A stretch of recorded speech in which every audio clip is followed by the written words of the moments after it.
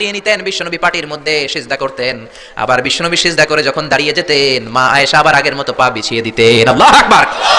কি ঘর ছিল, টাকা নাই, পয়সা নাই, দামি বিছানা নাই, ফার্নিচার নাই, জুয়েলারি নাই, অর্নামেন্টস নাই, কিন্তু বিশ্বনবীর ঘরের মধ্যে সুখ আর শান্তি আছে না নাই?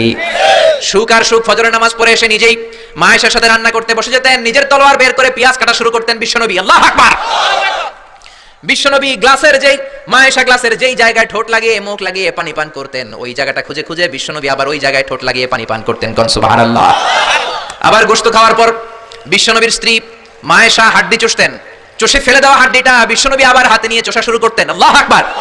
কি শান্তি, কি সুখ। মা আয়েশাকে বিয়ে করার আগে মা আয়েশার চেহারাটা বিশ্বনবীর কাছে জিবরাইল এনে বলল, ইয়া রাসূলুল্লাহ আখবিরনি, আমাকে বলেন মেয়েটাকে দেখতে কেমন লাগে। বিশ্বনবী বললেন, কার মেয়ে?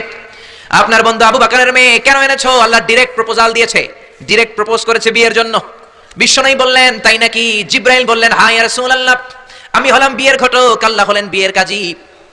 বিশ্বনবী বললেন, তুমি যদি বিয়ের ঘটক হও, আল্লাহ যদি হয় কাজী, আমি মুহাম্মদ রাজি। আল্লাহু আকবার।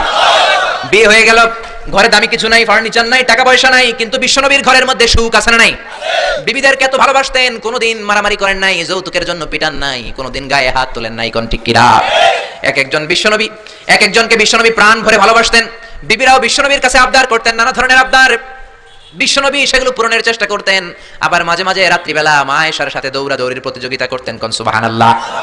সহিহ হাদিস, মা আয়েশা তখন চিকন ছিল। তাহাজ্জুদের সময় বিশ্বনবী উঠে মা আয়েশারে বললেন, আয়েশা, ও আমার কলিজার টুকরা হুমায়রা। মা আয়েশাকে আদর করে বিশ্বনবী হুমায়রা বলতেন। হুমায়রা মানি যেই মহিলা রেগে গেলে, খুশি হয়ে গেলে, রাগের চোটে, খুশির চোটে দুইটা গাল আনার ফলের মতো টকটকে লাল হয়ে যায়। কোন সুবহানাল্লাহ। মা আয়েশা রেগে গেলে গালগুলো লাল হয়ে যেত, গাল দুইটা টকটকে লাল আকার ধারণ করতো। বিশ্বনবী তাকে হুমায়রা বলতেন, হুমায়রা, মদিনাতে কেউ জেগে নাই, চলো না আমরা দৌড় দৌড় খেলি। মা আয়েশা মহা খুশি, কারণ সব বিবিরাই চায় স্বামীরা একটু রোমান্টিক হোক। কোন ঠিক কিনা? সব বিবিরাই চায় স্বামী আমার দিকে স্পেশাল নজর দেখ।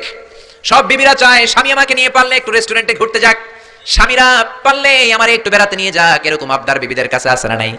কিন্তু এমনও অনেক স্বামী খুঁজে পাবেন, বছরের পর বছর যায়, বিবিরে সালামও দেয় না, আছে না নাই? খিটখিটে মেজাজ দেখায়, ধমক দেয়, আবার যৌতুকের জন্য পিটায়, আছে না নাই? জোরে বলেন, আছে না নাই? শয়তান দিল যৌতুক, কোরআন দিয়েছে মোহর। আমরা এখন মোহর ছেড়ে দিয়ে যৌতুকের পেছনে হাঁটি। জোরে বলেন ঠিক কিনা? যৌতুকের চেয়ে জঘন্য অপরাধ সমাজে নাই। কুকুরের গোশত খাওয়া যত গুনাহ, যৌতুক তার চেয়েও বেশি গুনাহ। ঠিক কিনা? কুকুরের গোশত খেলে একটা গুনাহ হয়, হারাম খাওয়ার গুনাহ হয়, কিন্তু যৌতুক খেলে দুইটা গুনাহ হয়। এক হলো হারাম খাওয়ার গুনাহ, দুই হচ্ছে শ্বশুর বাড়ির উপরে জুলুম করার গুনাহ। জোরে বলেন ঠিক কিনা? মা আয়েশা বললেন, ইয়া রাসূলুল্লাহ, আমি দৌড়াদৌড়িতে রাজি। বিশ্বনবী বললেন, লেটস স্টার্ট দ্য কম্পিটিশন, চলো কম্পিটিশন শুরু করে। ওই যে মদিনার মসজিদের পাশে বড় একটা পিলার দেখা যায়, ওই পিলারের মধ্যে কে যে আগে ধরতে পারে রে আয়েশা, চলো আমরা দৌড় দেই। বিশ্বনবী বললেন, ওয়াহিদ ইসনাইনি তালাতা, 1 2 3 লেটস গো, চলো দেই দৌড়। বিশ্বনবী অপেক্ষাকৃত মোটা ছিলেন, মা আয়েশা চিকন ছিলেন। মা আয়েশা দৌড় দিলেন, বিশ্বনবীকে পেছনে ফেলে ওই পিলার ধরে মা আয়েশা ফার্স্ট হয়ে গেলেন। কোন সুবহানাল্লাহ। মা আয়েশা মহা খুশি, খিলখিলিয়ে হাসছেন। বিশ্বনবী মুচকি হাসতেন। আমার নবী কখনো খিলখিলিয়ে হাসেন নাই। আমার নবী সব সময় মুচকি হাসতেন। মুচকি হাসলে বিশ্বনবীর ঠোঁটও দেখা যেত, হালকা একটু দাঁতও দেখা যেত পরে। আল্লাহু আকবার। সব সময় তিনি তাবাসসুম পছন্দ করতেন। বিশ্বনবী বললেন, ঠিক আছে, আনতিল ফাইজা, তুমি বিজয়ী হয়েছো। তার ঠিক 6 বছরের পরের ঘটনা। এই 6 বছরের ব্যবধানে মা আয়েশার আগের মতো চিকন নাই, মা আয়েশারে মোটা বানিয়ে দিয়েছে কে?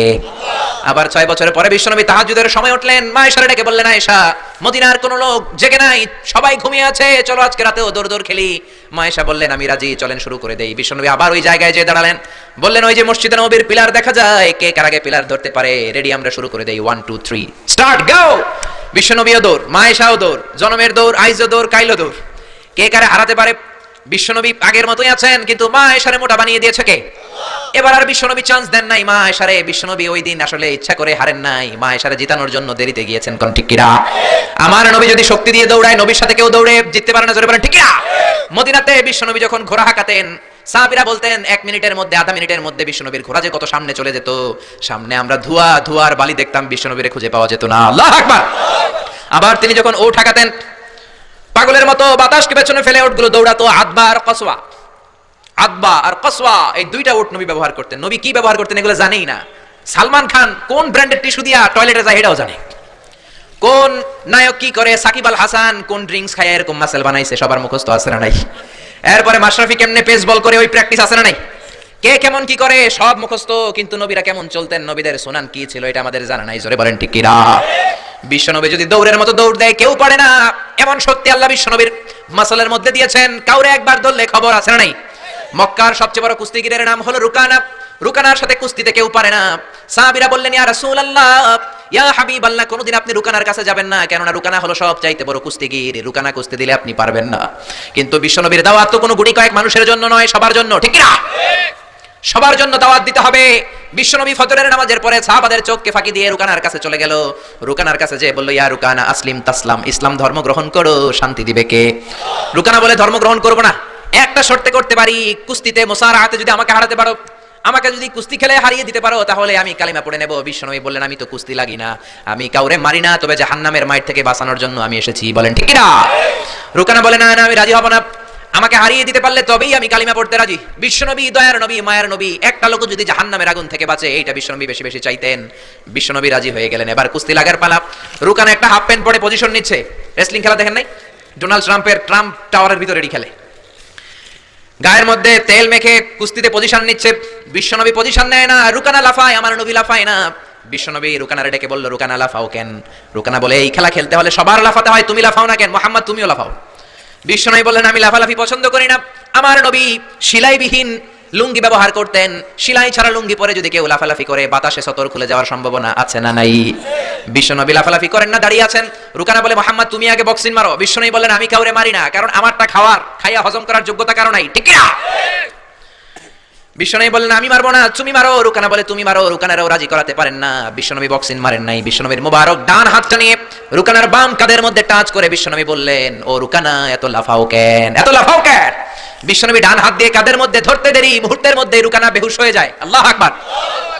সবাই রুকানার মাথার মধ্যে পানি ঢালে হুশ করে বলে, রুকানা তুই তো বড় শিয়ানা। ওরে রুকানা তুই তো বড়, তোর শিয়ানাগিরি গেল কই? আব্দুল্লাহর বেটা মুহাম্মদ তোরে খুশি দেয় নাই, কিক মারে নাই, বক্সিং মারে নাই, শুধু একটু ধরেছে, বেহুশ হলি কেন? রুকানা বলে, আরে তোরা তো জানিস না, তোরা কিছু দেখিস নাই, তোরা দেখেছিস মুহাম্মদ হাত দিয়ে আমার গায়ের মধ্যে ধরেছে, আসলে ওইটা হাত ছিল না, আমার মনে হয় গোটা উহুদ পাহাড়টা এসে আমার কাঁধের উপরে চেপে বসেছে। জোরে কোন সুবহানাল্লাহ। বিশ্বনবী রুকানাকে বললেন, রুকানা তুমি তো হেরে গেলে, এবার কালিমা পড়ো। কয়, না না, আমি রেডি আছিলাম না, তুমি আগে ধরছো। মুনাফিকেরা মিথ্যা বলে, জোরে বলেন ঠিক কিনা? কাফিরেরা মিথ্যাবাদী হয়। বিশ্বনবী বললেন, ঠিক আছে, তাহলে আবার লাগবো। রুকানা বলল, তুমি মারো। বিশ্বনবী বললেন, প্রথমটা আমি মেরেছি, এইবার তুমি মারো।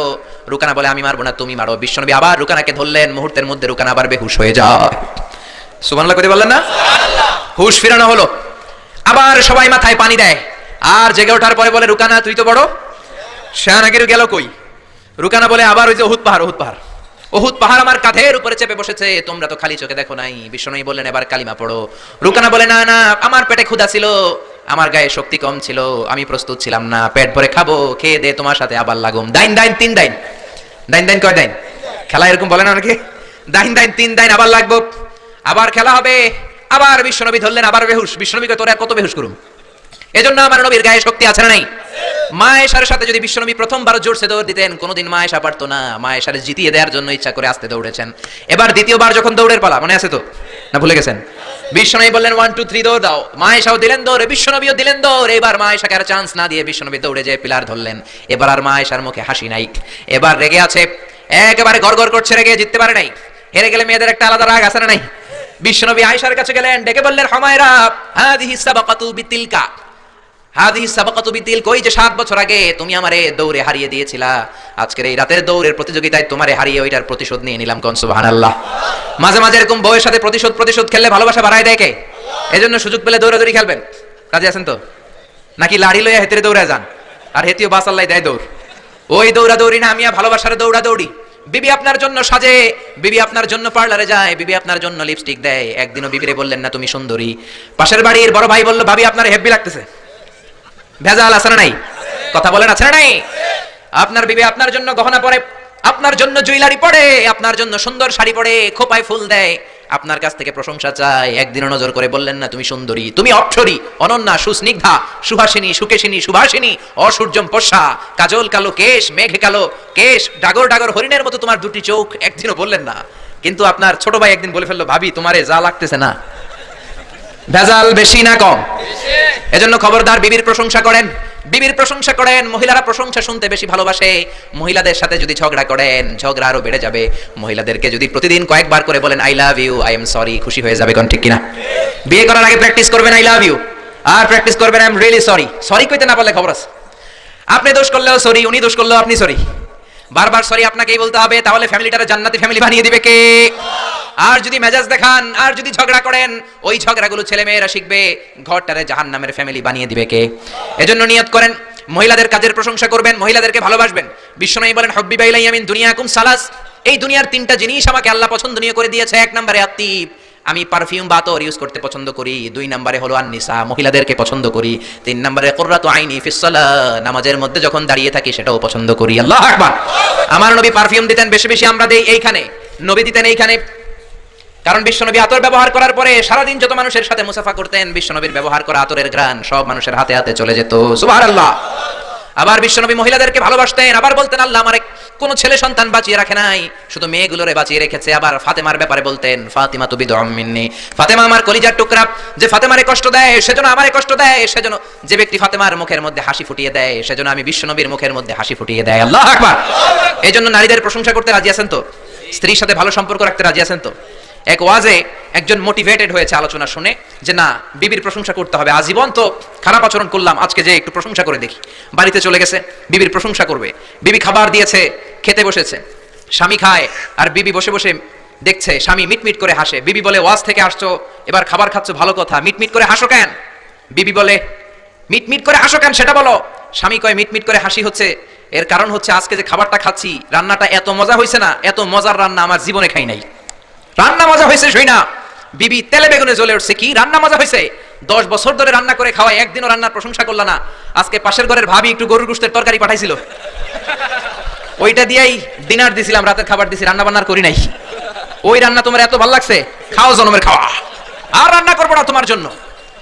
এজন্য প্রশংসা করবেন, খুব ভালো কথা, কিন্তু জেনে বুঝে প্রশংসার দরকার আছে না নাই? বিবির সাথে যদি ভালোভাবে প্রশংসা করেন, ভালো আচরণ করেন, ফ্যামিলিটারে সুন্দর বানিয়ে দিবে কে? বিবির চেহারার দিকে রহমতের নজর দিয়ে তাকালে চোখের সগীরা গুনাহগুলো মাফ করে দেয় কে? আবার বিবির হাতের সাথে যখন আপনার হাতটা আপনি মিলান, দুই হাতের সগীরা গুনাহ মাফ করে দেয় কে? এজন্য সম্পদ দেখলেই মনে করবেন না মহাসুখে আছে, দুঃখেও থাকতে পারে। বিশ্বনবীর ঘরে সম্পদ ছিল না, কিন্তু সুখ আছে না নাই?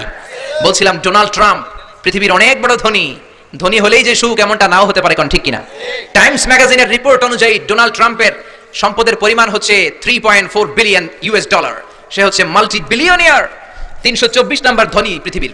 এত সম্পদ আল্লাহ তারে দিয়েছে। রিয়েল এস্টেটের বিজনেস দিয়ে সে এত বড় ধনী হয়েছে, ডলার দিয়ে সে সব ভোট কিনে নিয়েছে। জোরে বলেন ঠিক কিনা? হাজার হাজার কোটি টাকার মালিক। Trump tower, Trump Taj Mahal, Trump hotel, অভাব নাই। ট্রাম্প হোটেল একটা তার আছে প্রায় 50-60 তলা। ওই হোটেলের যতগুলা জানলা আছে সবগুলা জানালা 24 ক্যারেটের গোল্ড দিয়ে বানানো। জোরে কোন নাউযুবিল্লাহ। এরকম সম্পদের পাহাড় করেছে, কিন্তু সম্পদের পাহাড় করলেই তোমার সব কথার সাথে আমরা একমত নই। নির্বাচনে জেতার আগে সে ঘোষণা দিয়েছিল মুসলিম ইমিগ্রেন্টদেরকে সে দেশ থেকে বের করে দিবে। জোরে কোন ঠিক কিনা? নিজের ইতিহাসকে সে ভুলে গিয়েছে, মুসলমানদেরকে খেদায় দিতে চায়। ডোনাল্ড ট্রাম্পের বাপ দাদা কিন্তু আসল আমেরিকান নয়, ওর বাবা এসেছে জার্মানি থেকে, ওর বাবা হচ্ছে জার্মান, মা হচ্ছে স্কটিশ, স্কটল্যান্ড থেকে এসেছে। আপনারা জানেন জার্মানি হচ্ছে ইউনাইটেড স্টেটস অফ আমেরিকা থেকে 8000 কিলোমিটার দূরে। তোর বাবা এসেছে 8000 কিলোমিটার দূর থেকে আমেরিকায়, মা এসেছে স্কটল্যান্ড থেকে আমেরিকায়। মুসলমানদেরকে খেদানোর জন্য তোর চুলকানি বাড়ছে। জোরে কোন ঠিক কিনা? এজন্য এসব কথা বলো না, নিজের দেশের জনগণের সেবা শুরু করে দাও। সাইয়েদনা ওমরে ফারুকের জীবনী পড়া শুরু করে দাও। বিশ্বনবীর জীবনী পড়ে যদি আমেরিকার 4টা বছর কাটাও, তোমার জীবনটারে সুন্দর করে দিবে কে? আবার মুসলমানদেরকে সন্ত্রাসী উপাধি দেওয়ার জন্য সে সেরা। এক একটা বড় মুনাফিক, এক একটা আমেরিকার প্রেসিডেন্ট। বিল ক্লিনটন ছিল এক মুনাফিক, তারপরে এসেছে জর্জ ডব্লিউ বুশ, আরেক বড় মুনাফিক। এরপরে গত টার্মে এসেছে বারাক ওবামা। ওর একটা প্রোগ্রামে আমি নিজেও ছিলাম, ও যে কত বড় মুনাফিক কল্পনাও করতে পারবেন না। আর সব মুনাফিকদের হারিয়ে মুনাফিকদের সর্দার আব্দুল্লাহ ইবনে উবাই ইবনে সালুলের চেহারায় এসেছে ডোনাল্ড ট্রাম্প। জোরে বলেন ঠিক কিনা? আমেরিকার প্রেসিডেন্ট গুলো এক এক সময় এক একটা আবিষ্কার করে।